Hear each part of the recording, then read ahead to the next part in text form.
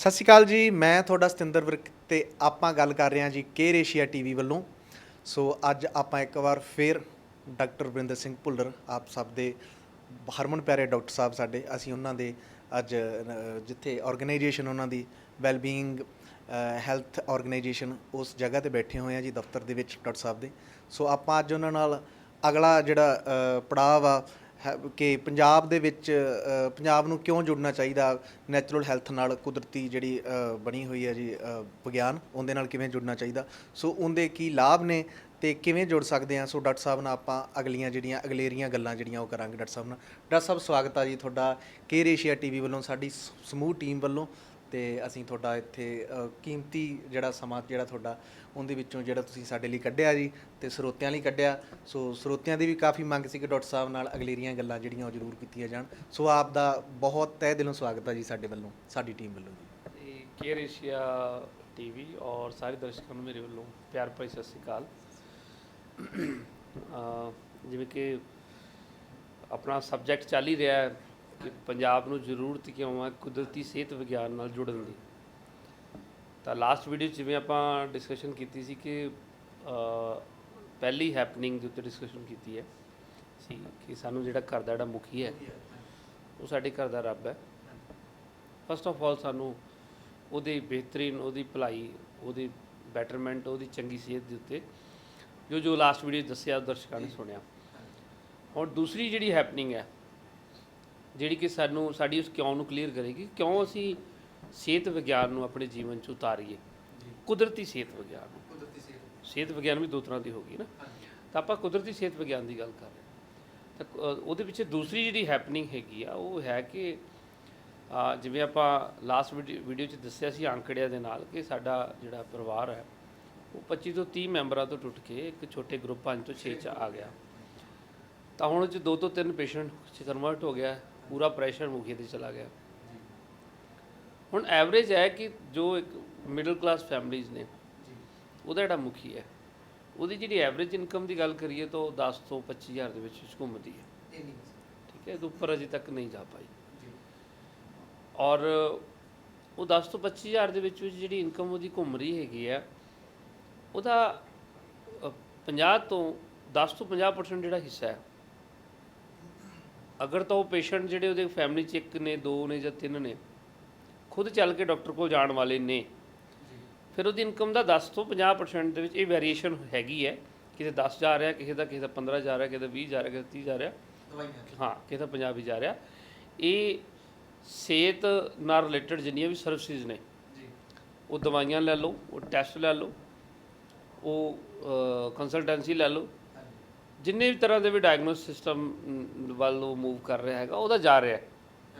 ਠੀਕ ਹੈ, ਔਰ 10 ਤੋਂ 50% ਜਾ ਰਿਹਾ। ਇਹਨੂੰ ਆਪਾਂ ਹੋਰ ਸਿੰਪਲ ਕਰ ਦਿੰਦੇ ਹਾਂ ਕਿ ਜੇ ਤੁਸੀਂ 10,000 ਕਮਾ ਰਹੇ ਹੋ ਤਾਂ ਤੁਹਾਡੇ ਘਰੇ ਐਵਰੇਜ 1000 ਤੋਂ ਲੈ ਕੇ 5000 ਦੇ ਵਿੱਚ ਇਹਨਾਂ ਚੀਜ਼ਾਂ 'ਤੇ ਜਾ ਰਿਹਾ। ਚਾਹੇ ਤੁਸੀਂ ਉਹਨੂੰ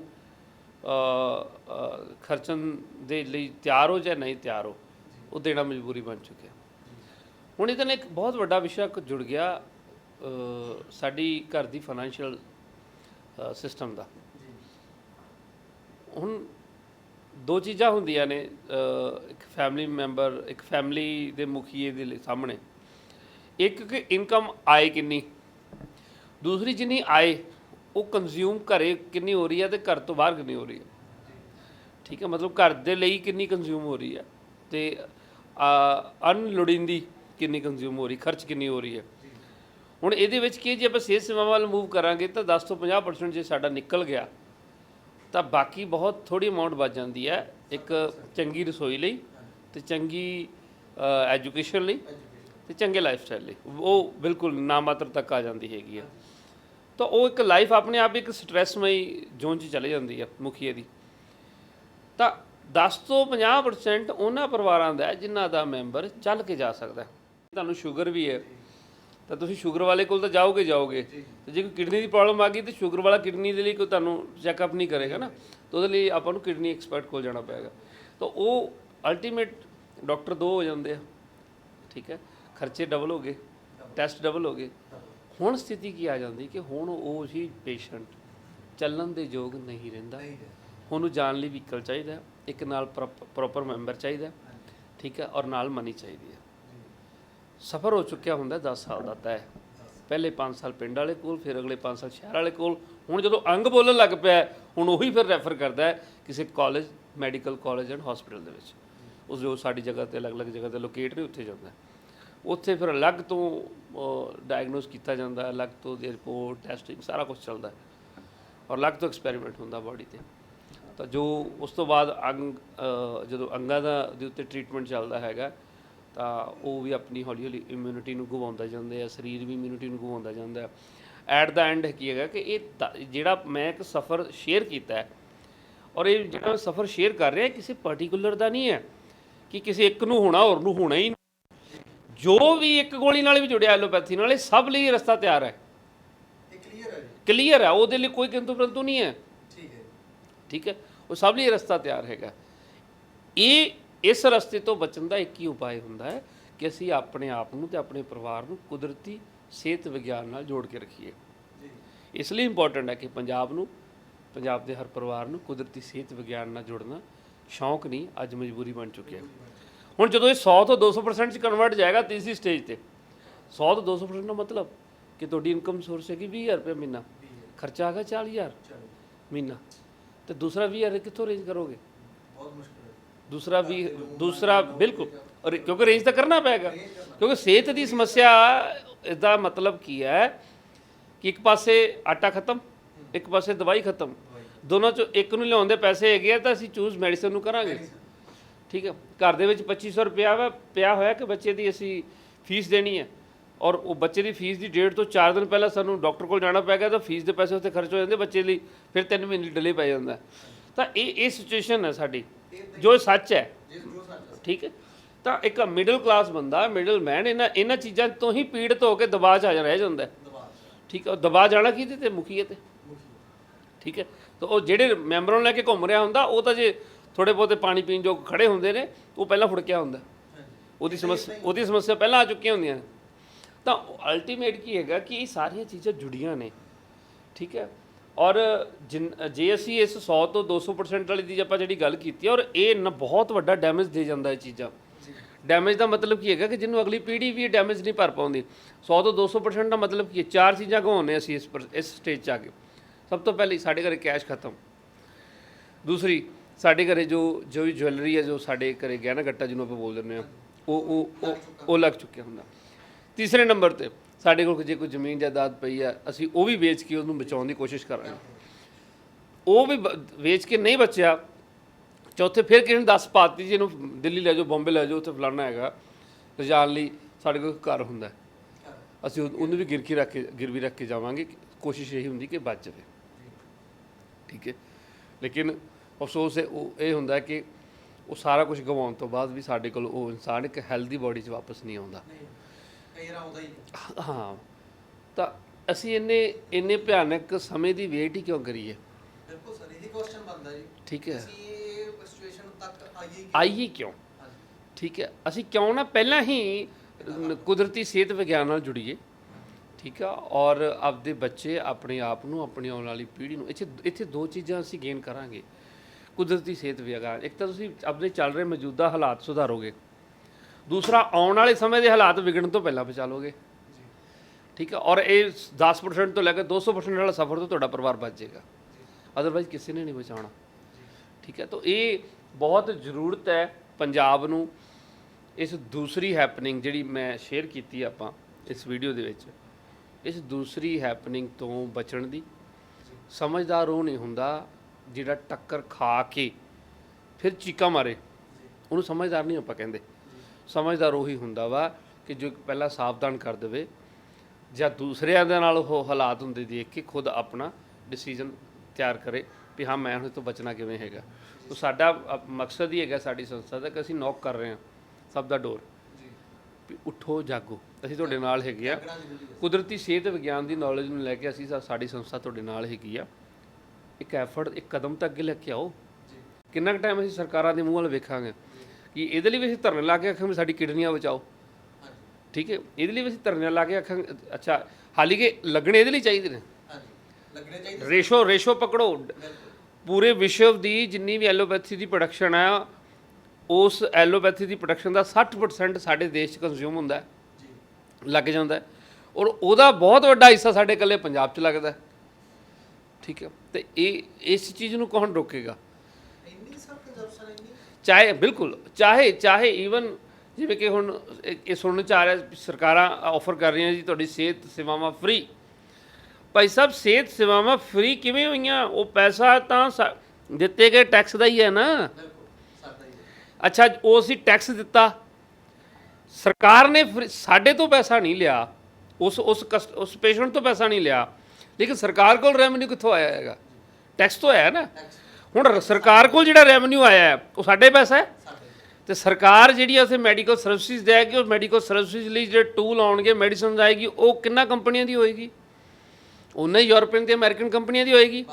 ਤੇ ਸਰਕਾਰ ਤਾਂ ਚੈੱਕ ਉਹਨਾਂ ਨੂੰ ਕੱਟ ਕੇ ਦੇਗੀ ਨਾ ਵਾਪਸ, ਪੈਸਾ ਤਾਂ ਫਿਰ ਚਲਾ ਗਿਆ। ਪੈਸਾ ਤਾਂ ਬਾਹਰ ਦੂਜੇ ਰੂਪ ਚ ਨਿਕਲ ਅਸੀਂ ਨਹੀਂ ਦਿੱਤਾ, ਤੇ ਸਾਡੀ ਸਰਕਾਰ ਨੇ ਦੇ ਦਿੱਤਾ। ਠੀਕ ਹੈ, ਤੇ ਇਹਦਾ ਫ੍ਰੀ ਦਾ ਮਤਲਬ ਇਹ ਨਹੀਂ ਕਿ ਅਸੀਂ ਉਸੇ ਚੀਜ਼ ਨਾਲ ਜੁੜੇ ਰਹਿਣਾ। ਸਾਡਾ ਕੁਦਰਤੀ ਵਿਗਿਆਨ ਕਿੱਧਰ ਚਲਾ ਗਿਆ, ਜਿਹੜਾ ਇੰਨਾ ਭਰਪੂਰ ਹੈ, ਇੰਨਾ ਭਰਮਾਰ ਹੈ ਉਹਦੇ ਅੰਦਰ, ਜਿਹਦੀ ਇੰਨੀ ਜਾਨ ਹੈ। ਠੀਕ ਹੈ, ਉਹ ਕਿੱਧਰ ਚਲਾ ਗਿਆ ਹੈਗਾ? ਅਸੀਂ ਉਹਨੂੰ ਕਿਉਂ ਨਹੀਂ ਪ੍ਰਮੋਟ ਕਰ ਰਹੇ ਹੈਗੇ? ਸਾਡੀਆਂ ਸਰਕਾਰਾਂ ਉਹਨੂੰ ਕਿਉਂ ਨਹੀਂ ਪ੍ਰਮੋਟ ਕਰ ਰਹੀਆਂ ਹੈਗੀਆਂ? ਜੇ ਉੱਥੇ ਆਪਸ਼ਨ ਹੋਣੀ ਚਾਹੀਦੀ ਹੈ ਪੇਸ਼ੈਂਟ ਦੇ ਕੋਲ ਕਿ ਮੈਂ ਐਲੋਪੈਥੀ ਰਾਹੀਂ ਇਲਾਜ ਕਰਾਉਣਾ ਹੈ, ਕਿ ਮੈਂ ਹੋਮਿਓਪੈਥੀ ਲਈ ਇਲਾਜ ਕਰਾਉਣਾ ਹੈ, ਜਾਂ ਮੈਂ ਆਯੁਰਵੇਦਾ ਰਾਹੀਂ ਇਲਾਜ ਕਰਾਉਣਾ, ਜਾਂ ਮੈਂ ਨੇਚਰਪੈਥੀ ਲਈ ਇਲਾਜ ਕਰਾਉਣਾ, ਸਰਕਾਰਾਂ ਉੱਥੇ ਚਾਰਾਂ ਦੇ ਆਪਸ਼ਨ ਦੇਣ। ਨਹੀਂ, ਉਹ ਕਹਿੰਦੀ ਐਲੋਪੈਥੀ। ਇਹਦਾ ਮਤਲਬ ਕੀ ਹੋਇਆ? ਲੁੱਟ ਤਾਂ ਫਿਰ ਸਾਡੀ ਹੈ। ਬਿਲਕੁਲ ਠੀਕ ਹੈ, ਜੇ ਉਹ ਵਾਕਿਆ ਹੀ ਇਮਾਨਦਾਰੀ ਨਾਲ ਸਾਨੂੰ ਸਿਹਤ ਸੇਵਾਵਾਂ ਨਾਲ ਜੋੜਨਾ ਚਾਹੁੰਦੇ ਨੇ, ਤਾਂ ਸਾਡੀਆਂ ਦੇਸ਼ ਦੀਆਂ ਜਿਹੜੀਆਂ ਪੱਧਤੀਸ ਨੇ ਉਹਨੂੰ ਵੀ ਐਡ ਕਰਨ ਨਾ। ਉੱਤੇ ਬਿਲਕੁਲ ਵਿਸ਼ਵਾਸ ਨਹੀਂ ਹੈਗਾ ਉਹਨਾਂ ਤੇ। 7 ਵਿਗਿਆਨਾਂ 'ਤੇ ਸਾਨੂੰ ਬਹੁਤ ਵਿਸ਼ਵਾਸ ਹੈ। ਪੈਸਾ ਫਿਰ ਜਨਤਾ ਦਾ ਘੁਮਾ ਕੇ ਅਸੀਂ ਉਹਨਾਂ ਦੀ ਝੋਲੀ ਦੇ ਦਿੱਤਾ ਹੈਗਾ। ਤਾਂ ਅਲਟੀਮੇਟ ਕੀ ਹੈਗਾ, ਜਿਹੜੀ ਸਾਡੀਆਂ ਪੱਧਤੀਸ ਨੇ ਉਹਨਾਂ ਨੂੰ ਇਗਨੋਰ ਕਰਕੇ ਜੇ ਅਸੀਂ ਪੈਸਾ ਫੌਰਨ ਹੀ ਦੇਣਾ ਹੈਗਾ, ਤਾਂ ਲੁੱਟ ਤਾਂ ਸਾਡੇ ਦੇਸ਼ ਦੀ ਹੋ ਰਹੀ ਹੈ। ਤਾਂ ਸਾਨੂੰ ਪਹਿਲਾਂ ਸਰਕਾਰਾਂ ਨੂੰ ਇਸ ਚੀਜ਼ 'ਤੇ ਡਿਸੀਜਨ ਲੈਣਾ ਚਾਹੀਦਾ ਕਿ ਜਿਹੜੀ ਸਾਡੇ ਦੇਸ਼ ਦੀਆਂ ਪੱਧਤੀ ਨੇ ਉਹਨਾਂ ਨੂੰ ਆਪਣੀ ਲਿਸਟ 'ਚ ਐਡ ਕਰਨ। ਪੇਸ਼ੈਂਟ ਨੂੰ ਆਪਸ਼ਨ ਦੇਣ ਉਹਨੇ ਇਲਾਜ ਕਿੱਥੋਂ ਕਰਵਾਉਣਾ। ਉਹਨੇ ਐਲੋਪੈਥੀ ਤੋਂ ਕਰਵਾਉਣਾ, ਉਹਨੇ ਆਯੁਰਵੇਦਾ ਤੋਂ ਕਰਵਾਉਣਾ, ਉਹਨੇ ਹੋਮਿਓਪੈਥੀ ਤੋਂ ਕਰਵਾਉਣਾ, ਨੇਚਰਪੈਥੀ ਤੋਂ ਕਰਵਾਉਣਾ, ਇਲੈਕਟ੍ਰੋਹੋਮਿਓਪੈਥੀ ਤੋਂ ਕਰਵਾਉਣਾ, ਕਿੱਥੋਂ ਕਰਵਾਉਣਾ ਉਹਨੂੰ ਆਪਸ਼ਨ ਦੇਣ ਬਸ। ਠੀਕ ਹੈ, ਉੱਥੇ ਫਿਰ ਪੇ ਕਰਨ, ਮਜ਼ਾ ਵੀ ਆਵੇ, ਪਤਾ ਲੱਗੇ ਵੀ ਹਾਂ ਸਾਡੀ ਸਰਕਾਰ ਨੇ ਸਾਡਾ ਪੈਸਾ ਬਚਾਉਣ ਦੀ ਕੋਸ਼ਿਸ਼ ਕੀਤੀ ਹੈ। ਜੇ ਉਹਦੇ 'ਚੋਂ 60% ਲੋਕਾਂ ਨੇ ਵੀ ਚੂਜ਼ ਕਰ ਲਿਆ ਕਿ ਮੈਂ ਆਯੁਰਵੇਦਾ ਤੋਂ ਠੀਕ ਹੋਣਾ ਚਾਹੁੰਦਾ, ਮੈਂ ਨੇਚਰਪੈਥੀ ਤੋਂ ਠੀਕ ਹੋਣਾ ਚਾਹੁੰਦਾ, ਮੈਂ ਹੋਮਿਓਪੈਥੀ ਤੋਂ ਠੀਕ ਹੋਣਾ ਚਾਹੁੰਦਾ, ਉਹ ਪੈਸਾ ਇੰਡੀਆ ਰਹਿ ਜਾਏਗਾ ਕਿ ਨਹੀਂ? ਠੀਕ ਹੈ, ਤਾਂ ਇਹ ਚੀਜ਼ਾਂ ਬਹੁਤ ਸੈਂਸਿਟਿਵ ਨੇ। ਸੋ ਲੇਕਿਨ ਇਹ ਚੀਜ਼ਾਂ ਸਰਕਾਰਾਂ ਦੇ ਕੰਨਾਂ 'ਚ ਆਪਣੀ ਇੱਕ ਵੀਡੀਓ ਨਾਲ ਨਹੀਂ ਜਾਣੀਆਂ। ਇਹਦੇ ਲਈ ਸਭ ਤੋਂ ਇੰਪੋਰਟੈਂਟ ਹੈ ਜਿਹੜੀ ਆਪਾਂ ਅੱਜ ਦੂਸਰੀ ਹੈਪਨਿੰਗ ਜੋ ਸਾਡੇ ਨਾਲ, ਸਾਡੇ ਪੰਜਾਬ ਨਾਲ ਵਾਪਰਦੀ ਪਈ ਹੈ, ਕਿ 10 ਤੋਂ ਲੈ ਕੇ 200% ਤੱਕ ਚਲੇ ਜਾਂਦਾ ਹੈ ਸਾਡਾ ਜਿਹੜਾ ਡੈਮੇਜ ਹੈ ਪਰਿਵਾਰਾਂ ਦਾ। ਜਦੋਂ ਸਾਡੇ ਘਰ 'ਚ ਰੋਗ ਵੜਦਾ, ਉਹ ਆਹਿਸਤਾ ਕਰਕੇ 10-15 ਸਾਲਾਂ 'ਚ ਇੰਨਾ ਪੈਸਾ ਲੈ ਜਾਂਦਾ, ਔਰ ਇੱਕ ਮੈਂਬਰ ਵੀ ਲੈ ਜਾਂਦਾ। ਔਰ ਇਹਦੇ ਨਾਲ ਦੇਖੋ ਕਿੱਡੀ ਵੱਡੀ ਗੱਲ ਜੁੜੀ ਹੋਈ ਹੈ। ਅਸੀਂ ਉਹਨਾਂ ਪਰਿਵਾਰਾਂ ਨੂੰ ਬਿਲੋਂਗ ਕਰਦੇ ਹਾਂ, ਧਰਤੀ ਉਹਨਾਂ ਪਰਿਵਾਰਾਂ ਨੂੰ ਬਿਲੋਂਗ ਕਰਦੀ ਹੈ ਜਿੱਥੇ ਪਹਿਲਾਂ ਕਿਸੇ ਦੇ ਘਰੇ ਜਾਂਦੇ ਸੀ ਨਾ, ਸਾਹਮਣੇ ਫੋਟੋ ਲੱਗੀ, ਅੱਛਾ ਇਹ ਦਾਦਾ ਜੀ ਸਨ? ਹਾਂਜੀ। ਉਹ ਕਹਿੰਦੇ ਜੀ ਇਹ ਵਾਰ ਦੇ ਵਿੱਚ ਸ਼ਹੀਦ ਹੋਏ ਸੀ, ਫਲਾਨੀ ਜੰਗ 'ਚ ਸ਼ਹੀਦ ਹੋਏ ਸੀ। ਇਹ ਕੌਣ ਨੇ? ਇਹ ਜੀ ਅੰਗਰੇਜ਼ਾਂ ਦੇ ਟਾਈਮ 'ਤੇ ਇਹਨਾਂ ਨੇ ਫਲਾਨੀ ਜੰਗ ਲੜੀ ਸੀ। ਅੱਛਾ, ਇਹ ਕੌਣ ਨੇ? ਇਹ ਫਲਾਨੇ ਮਹਾਰਾਜਾ ਦੇ ਟਾਈਮ ਦੇ ਸੀ। ਅੱਜ ਦੇ ਟਾਈਮ ਦੇ ਵਿੱਚ ਜਿਹੜੇ ਘਰ ਦੇ ਵਿੱਚ ਮੈਂਬਰ ਜਾ ਰਹੇ ਨੇ, ਸਭ ਦੇ ਮੱਥੇ 'ਤੇ ਲਿਖਿਆ ਹੋਇਆ ਇਹ ਸ਼ੂਗਰ ਦਾ ਮਰੀਜ਼ ਹੋ ਕੇ ਮਰਿਆ, ਇਹ ਕੈਂਸਰ ਦਾ ਮਰੀਜ਼ ਹੋ ਕੇ ਮਰਿਆ, ਇਹ ਕਿਡਨੀ ਦਾ ਫੇਲ ਹੋ ਕੇ ਮਰਿਆ। ਕੀ ਲਾਵਾਂਗੇ ਫੋਟੋਆਂ ਜੀ? ਸਾਡੇ ਦਾਦਾ ਜੀ ਨੇ, ਇਹਨਾਂ ਦੀ ਕਿਡਨੀ ਫੇਲ ਹੋ ਗਈ ਸੀ, ਸਾਡੀਆਂ ਵੀ ਲੱਗਣਗੀਆਂ ਫਿਰ। ਆ ਜੀ ਫਲਾਨੀ ਸੀ, ਇਹਨਾਂ ਦਾ ਹਾਰਟ ਦੀ ਪ੍ਰੋਬਲਮ ਹੋ ਗਈ। ਇਹ ਅਚੀਵਮੈਂਟ ਰਹਿ ਜਾਏਗੀ ਸਾਡੇ ਕੋਲ। ਹਾਂ, ਠੀਕ ਹੈ। ਔਰ ਅੱਜ ਹਰ ਮਰਨ ਵਾਲੇ ਦੇ ਮੱਥੇ 'ਤੇ ਲਿਖਿਆ ਜਾ ਰਿਹਾ ਹੈਗਾ ਵੀ ਇਹ ਰੋਗੀ ਹੋ ਕੇ ਮਰਿਆ, ਇਹ ਕੋਈ ਸ਼ਹੀਦ ਹੋ ਕੇ ਨਹੀਂ ਗਿਆ। ਠੀਕ ਹੈ, ਕਿਉਂ? ਉਹ ਸਾਰੇ ਇਹ ਇੱਕ ਵਰਚੁਅਲੀ ਜਿਹੜਾ ਇੱਕ ਜੰਜਾਲ ਹੈ, ਇਹਦੇ 'ਚੋਂ ਕਿਸੇ ਸਰਕਾਰ ਨੇ ਨਹੀਂ ਕੱਢਣਾ, ਕਿਸੇ ਡਾਕਟਰ ਨੇ ਨਹੀਂ ਕੱਢਣਾ। ਇਹ ਆਪਣਾ ਹੱਥੀਂ ਆਪਣਾ ਆਪੇ ਕਾਜ ਸਵਾਰੀ, ਇਹ ਵਾਲੀ ਫਿਲਾਸਫੀ ਹੈ। ਸਭ ਤੋਂ ਪਹਿਲਾਂ ਸਾਨੂੰ ਆਪ ਇਨੀਸ਼ੀਏਟਿਵ ਲੈਣਾ ਪੈਣਾ, ਕੁਦਰਤੀ ਸਿਹਤ ਵਿਗਿਆਨ ਨਾਲ ਜੁੜ ਕੇ ਇਹ ਜਿਹੜੇ ਡੈਮੇਜ ਨੇ, ਇਹ ਜਿਹੜਾ ਸਾਡਾ ਘਾਣ ਹੁੰਦਾ ਪਿਆ, ਇਹਦੀ ਸਮਝ ਸਾਨੂੰ ਗਿਆਨ ਨਾਲ ਤੇ ਪੜ੍ਹ ਕੇ ਹੀ ਆਉਣੀ ਆ। ਸਾਡੀ ਸੰਸਥਾ ਵੱਲੋਂ ਇੱਕ ਸਟੈਪ ਇਹ ਲਿਆ ਗਿਆ ਕਿ ਅਸੀਂ ਸਾਰਾ ਗਿਆਨ ਲੋਕਲ ਭਾਸ਼ਾ 'ਚ ਕਨਵਰਟ ਕਰਕੇ ਲੋਕਾਂ ਨੂੰ ਪੜ੍ਹਾ ਰਹੇ ਹਾਂ। ਭਾਵੇਂ ਪਿੰਡ ਦਾ ਬੰਦਾ, ਉਹਨੇ 5 ਕਲਾਸਾਂ ਵੀ ਪੜ੍ਹੀਆਂ, ਉਹ ਸੁਣਨਾ ਹੀ ਜਾਣਦਾ, ਚਾਹੇ ਨਹੀਂ ਵੀ ਕੁਝ ਪੜ੍ਹਿਆ ਹੈਗਾ, ਸਾਇੰਸ ਕਲਾਸ 'ਚ ਆ ਜਾਵੇ, ਉਹਨੂੰ ਸਾਰੀ ਸਮਝ ਆ ਜਾਏਗੀ। ਕੋਈ ਇਹਦਾ ਬਾਹਰ ਨਹੀਂ ਹੈਗਾ ਜੀ, ਕੋਈ ਐਜੂਕੇਸ਼ਨ ਬਾਹਰ ਨਹੀਂ। ਹਾਂ, ਇਹਦੇ ਵਾਸਤੇ ਕੋਈ ਵੀ ਆ ਸਕਦਾ, ਸਾਇੰਸ ਕਲਾਸ 'ਚ ਕੋਈ ਵੀ ਆ ਸਕਦਾ। ਹਾਂ, ਬਾਕੀ ਅੱਗੇ ਕਿਸੇ ਨੇ ਪੜ੍ਹਨਾ, ਕੈਰੀਅਰ ਬਣਾਉਣਾ, ਉਹਦੇ ਲਈ ਅਸੀਂ ਉਹਦੇ ਲਈ ਅਸੀਂ ਮਿਨੀਮਮ ਮੈਟ੍ਰਿਕ ਰੱਖਿਆ ਹੋਇਆ।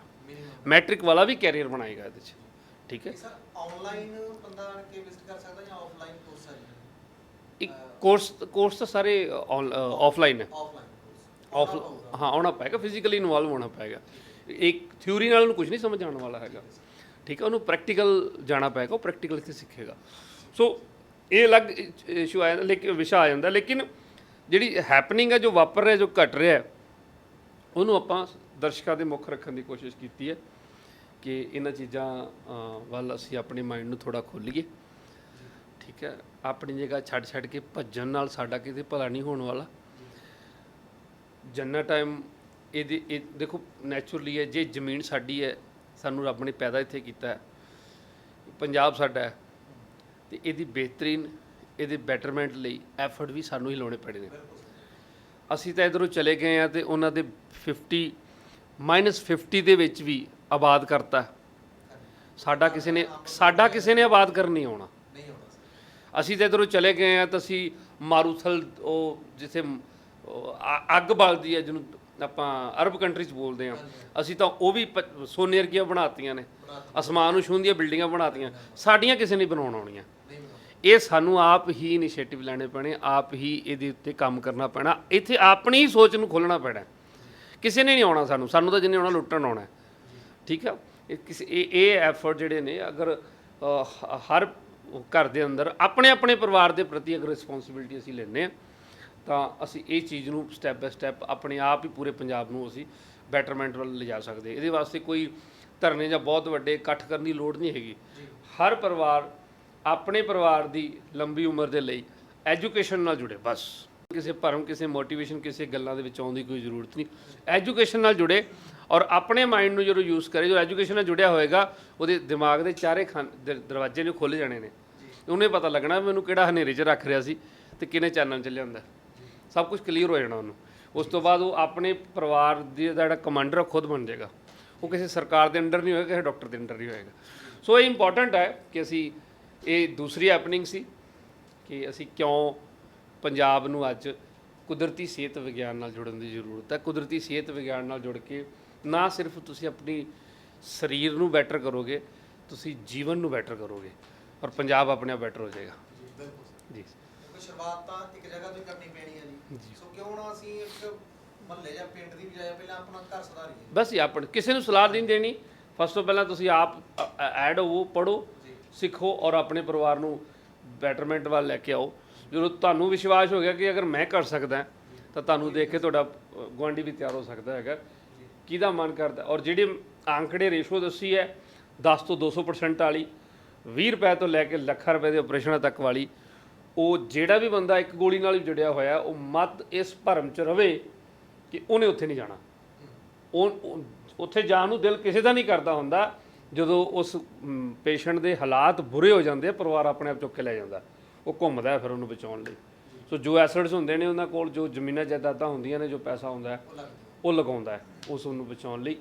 ਤੇ ਇਹ ਜ਼ਰੂਰੀ ਨਹੀਂ ਜਿਹੜੀਆਂ ਜ਼ਮੀਨਾਂ ਜਾਇਦਾਦਾਂ ਨੂੰ, ਜਿਹੜੇ ਘਰਾਂ ਨੂੰ, ਜਿਹੜੇ ਐਸੈਟਸ ਨੂੰ ਸਾਡੀਆਂ 3 ਪੀੜ੍ਹੀਆਂ ਨੇ, ਪਤਾ ਨਹੀਂ ਕਿੰਨਿਆਂ ਨਾਲ ਕਿੰਨੇ ਪਾਪੜ ਵੇਲੇ ਹੋਣਗੇ, ਕਿੰਨੀਆਂ ਲੜਾਈਆਂ ਕੀਤੀਆਂ ਹੋਣਗੀਆਂ, ਕਿੰਨੀ ਮਿਹਨਤ ਕੀਤੀ ਹੋਊਗੀ, ਇਕੱਠਾ ਕੀਤਾ ਹੈ, ਉਹਨੂੰ ਅਸੀਂ ਰੋਗਾਂ ਦੇ ਪਿੱਛੇ ਖਤਮ ਕਰ ਦਈਏ ਔਰ ਅਗਲੀ ਪੀੜ੍ਹੀ ਦੇ ਲਈ ਇੱਕ ਕਰਜ਼ੇ ਦੀ ਪੰਡ ਛੱਡ ਦਈਏ, ਠੀਕ ਹੈ। ਤਾਂ ਉਹ ਇਹ ਇੰਪੋਰਟੈਂਟ ਹੈ।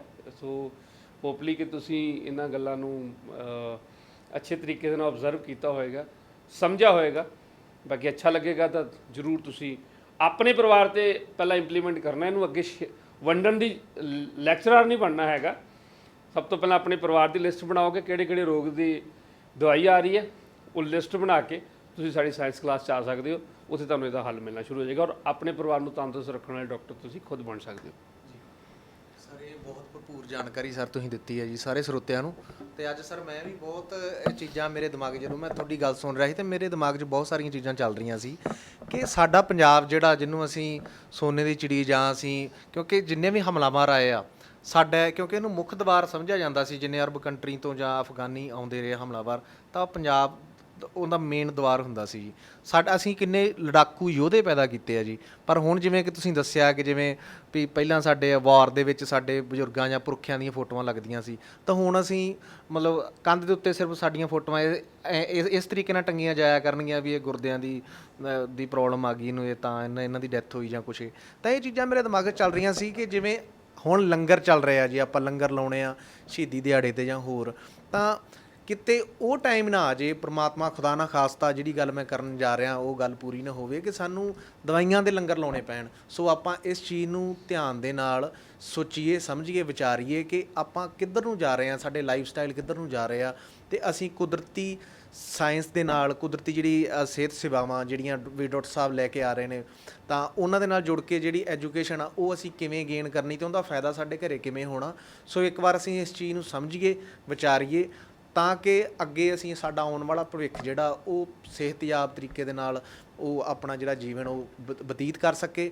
ਅਸੀਂ ਆਪਣਾ ਆਲਾ ਦੁਆਲਾ ਸੋਹਣਾ ਰੱਖੀਏ, ਘਰ ਸੋਹਣਾ ਰੱਖੀਏ ਜੀ, ਤਾਂ ਹੀ ਸਾਡਾ ਪਿੰਡ, ਸਾਡਾ ਪੰਜਾਬ, ਸਾਡੀ ਕਮਿਊਨਿਟੀ ਜਿਹੜੀ ਆ ਉਹ ਹੈਲਦੀ ਪੈਦਾ ਹੋਏਗੀ ਜੀ, ਤੇ ਅੱਗੇ ਜਿਹੜਾ ਸੁਚੱਜਾ ਜੀਵਨ ਆ ਉਹ ਬਤੀਤ ਕਰ ਸਕਦੇ ਆ। ਸੋ ਸਾਡੀ ਕੇਅਰ ਏਸ਼ੀਆ ਟੀਮ ਜਿਹੜੀ ਆ ਉਹਨਾਂ ਵੱਲੋਂ ਜਿਹੜਾ ਡਾਕਟਰ ਸਾਹਿਬ ਦਾ ਅਸੀਂ ਸਲੋਟ ਕੱਢਿਆ ਟਾਈਮ ਦਾ, ਤਾਂ ਉਹਦੇ ਵਿੱਚ ਬਹੁਤ ਅੱਜ ਬਰੀਕ ਜਾਣਕਾਰੀ ਜਿਹੜੀ ਮੈਂ ਵੀ ਇਹ ਸੁਣ ਕੇ ਥੋੜ੍ਹਾ ਭਾਵੁਕ ਹੋ ਗਿਆ ਵੀ ਇੰਨੀਆਂ ਕੁ ਜਿਹੜੀਆਂ ਚੀਜ਼ਾਂ ਅਸੀਂ ਅਣਗੌਲਿਆਂ ਕਰਕੇ ਛੱਡ ਦਿੰਦੇ ਆ ਉਹ ਕਿੰਨੀਆਂ ਜ਼ਰੂਰੀ ਨੇ, ਤੇ ਉਹਨਾਂ ਚੀਜ਼ਾਂ ਨੂੰ ਅਸੀਂ ਸਮਝੀਏ, ਵਿਚਾਰੀਏ। ਸੋ ਆਪ ਸਭ ਦਾ ਜਿੰਨੇ ਵੀ ਤੁਸੀਂ ਜੁੜੇ ਹੋਏ ਹੋ ਸਰੋਤੇ, ਤੁਸੀਂ ਆਪਣਾ ਟਾਈਮ ਕੱਢ ਕੇ ਸਾਡੀ ਪੂਰੀ ਵੀਡੀਓ ਨੂੰ ਸੁਣਿਆ। ਸੋ ਅੱਗੇ ਅਗਲੇਰੀਆਂ ਵੀਡੀਓ ਜਿਹੜੀਆਂ ਹੋਰ ਵੀ ਵੱਖ-ਵੱਖ ਮੁੱਦਿਆਂ ਤੇ ਜਾਣਕਾਰੀ ਜਿਹੜੀ ਤੁਹਾਡੇ ਨਾਲ ਅਸੀਂ ਸ਼ੇਅਰ ਕਰਾਂਗੇ, ਸੋ ਉਹਨਾਂ ਨੂੰ ਸਭ ਤੋਂ ਪਹਿਲਾਂ ਦੇਖਣ ਦੇ ਲਈ, ਸਭ ਤੋਂ ਪਹਿਲਾਂ ਸੁਣਨ ਦੇ ਲਈ ਆਪ ਸਭ ਜਿਹੜਾ ਬੈਲ ਆਈਕਨ ਆ ਉਹ ਸਾਰਾ ਉਹ ਤੁਸੀਂ ਸਬਸਕ੍ਰਾਈਬ ਕਰ ਸਕਦੇ ਹੋ, ਤੇ ਉਹਨਾਂ ਨੂੰ ਬੈਲ ਆਈਕਨ ਦਬਾ ਕੇ ਤੇ ਪਹਿਲ ਦੇ ਆਧਾਰ ਤੇ ਤੁਹਾਡੇ ਤੱਕ ਵੀਡੀਓ ਜਿਹੜੀਆਂ ਉਹ ਪਹੁੰਚਣਗੀਆਂ। ਸੋ ਅਸੀਂ ਤੁਹਾਡਾ ਕੇਅਰ ਏਸ਼ੀਆ ਟੀਮ ਵੱਲੋਂ ਧੰਨਵਾਦ ਕਰਦੇ ਹਾਂ ਕਿ ਤੁਸੀਂ ਆਪਣਾ ਕੀਮਤੀ ਟਾਈਮ ਕੱਢ ਕੇ ਜਿਹੜੀ ਇੰਨੀਆਂ ਜ਼ਰੂਰੀ ਗੱਲਾਂ ਸਾਡੇ ਨਾਲ ਸਾਂਝੀਆਂ ਕੀਤੀਆਂ। ਸੋ ਇਸੇ ਤਰ੍ਹਾਂ ਆਪਾਂ ਅਗਲੀਆਂ ਵੀਡੀਓ ਦੇ ਵਿੱਚ ਵੀ ਸਰ ਵੱਖ-ਵੱਖ ਟੌਪਿਕ ਤੇ ਵਿਚਾਰ ਚਰਚਾ ਕਰਦੇ ਰਹਾਂਗੇ ਜੀ, ਤੇ ਆਪ ਦਾ ਬਹੁਤ ਬਹੁਤ ਧੰਨਵਾਦ ਹੈ ਜੀ ਤਹਿ ਦਿਲੋਂ, ਤੇ ਸਤਿ ਸ਼੍ਰੀ ਅਕਾਲ ਜੀ।